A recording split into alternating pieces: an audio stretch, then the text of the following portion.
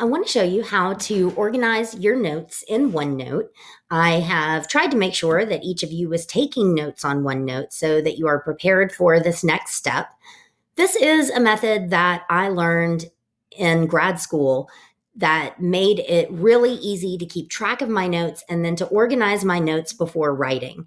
And since I'm writing papers that are 12 to 18 pages long, it is very important for me to have that. I wanted to share it with you in the hopes that it will also help you in this class and beyond. So before we get started, I just kind of want to show you what it looks like as a whole, just a quick overview.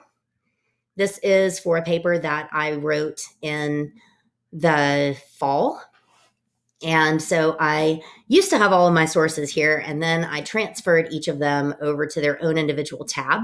You can see I've got the citation, and then I have all of the bullet point notes that I took there. And that is what each one of these looks like. These notes are a mixture of cut and pasted from articles or typed in from a book. Some of them are quotes, and some of them are in my words. What you will see at the end here is that each one of them has the citation. If it was a book, then you can see that it has page numbers after it. If it was an online article, it may or may not. Some of those sources do have page numbers on them. Some of them do not. And so like for this one, you just see that it's got the writer's last name. That is one of the first steps that we are going to take. And then once the notes are all highlighted and organized, then I transfer them over to my outline, and they become a mix of source material that I can then organize into the way that I want it written into my paper. And I will show you more how that starts to look once we get farther in our process. So you should already have a OneNote that you have been taking notes on, and it should have a works cited tab and then a tab for each one of your sources. So once you have gotten those steps, then as you see on the direction page, it asks for you to add the internal citations. And so I'm going to be using this biography source that I kind of quickly mocked up just so I could show you the process. And it did not have an author's name because it was from biography.com. So I would call it William Shakespeare because that was the title of the article. Like it says here, he's a shortened title of the article. And so then what I do after I type it in there once is I just Control C, and then I paste it all the way down. And sometimes it creates those little extra bullet points, but that's not going to be a problem. And just all the way down, I add those things so that every single note has that title. That's important because you're about to mix and match your notes, and you don't want to lose track of where they came from so that you can cite them appropriately. So you're going to go through and do that with every single tab. For every single source, you're going to go through. And so, for example, for this one, it's by Onons. So I put Onons at the end of each one. This one is by Walker. So I put Walker at the end of each one. You're going to go down through each one of your tabs and do that so that each and every bullet point has the writer's name at the end of it. And that will take you a couple of minutes to do that. If you want to pause the video and go take care of that, then come back after you have finished that step.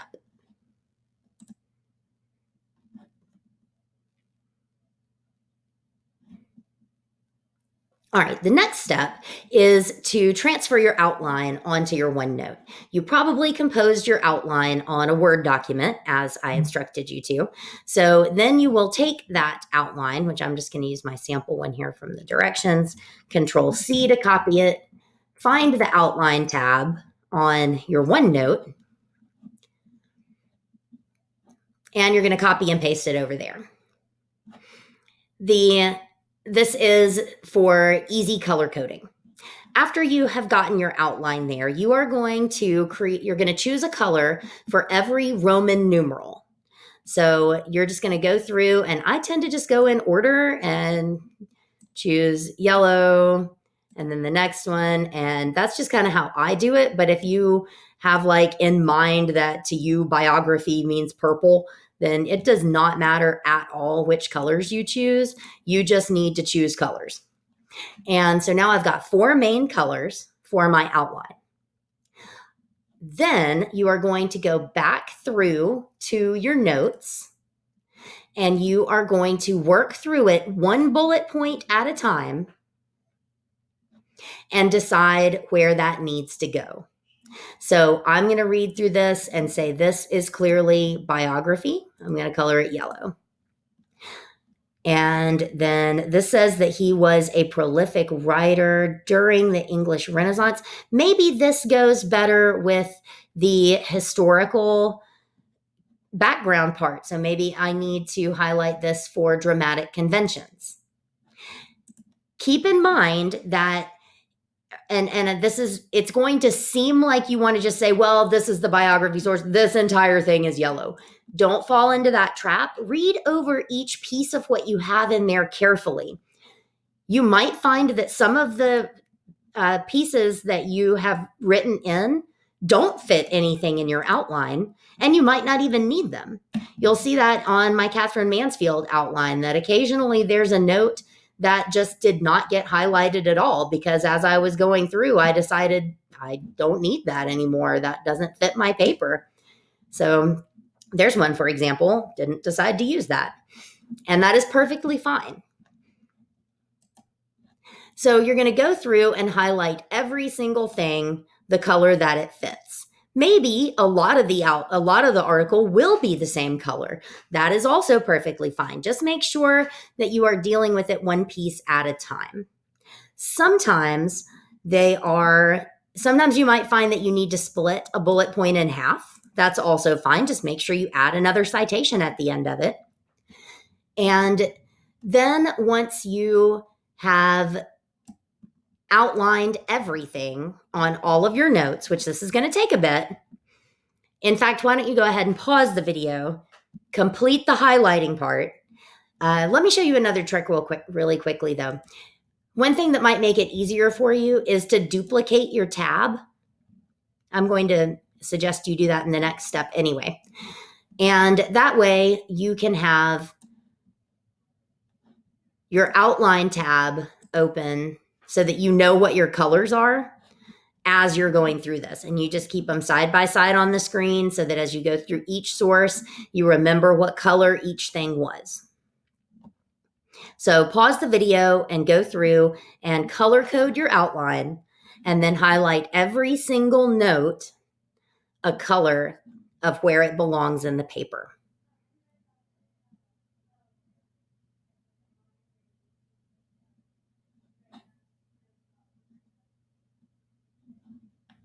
All right, the next step is to duplicate your tab as I explained. You need to create some new tabs on your outline tab. So far, you probably just had the word outline and then you've copied and pasted that. Now you need to create an add page. You need to add a page and name it for each step of your outline. So that I have a whole tab for author biography, a whole tab for dramatic conventions, a whole tab for Catholicism, etc. And then on your duplicate, so on one side, you're going to leave open your outline tab. On the other side, you're going to leave open your notes. And you are going to copy, not cut. Notice I said copy. You're going to Control-C copy and Control-V paste until all your notes end up on that new tab, on the sources tab. I need to make sure I have bullets. I still want the bullets there. And you're going to go down and copy them all over. And then, of course, you will end up with all of the same color notes on your outline tab.